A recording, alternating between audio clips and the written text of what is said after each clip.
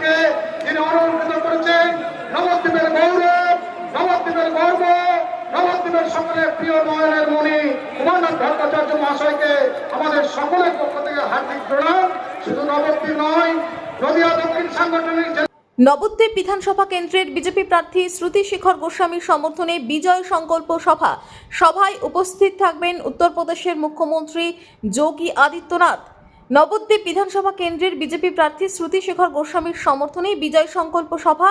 সভায় উপস্থিত উত্তরপ্রদেশের মুখ্যমন্ত্রী যোগী आदित्यनाथ।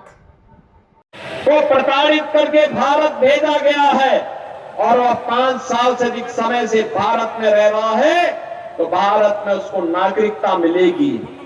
और इसी एक्ट के नाते बंगाल के अंदर काफी बड़ी संख्या में यहां पर वहां नागरिकता यहां के नागरिकों को देने का कार्य भी हुआ है। लेकिन ममता दीदी को बुरा लगता है, उनको लगता है हमारी आध्यात्मिक परंपरा है, हमारी धार्मिक परंपरा को कोई बैन नहीं कर सकता। और मैं तो आप सबसे कहने के लिए आया हूं, बंगाल की धरती पर हमें गौ माता। Report PB news.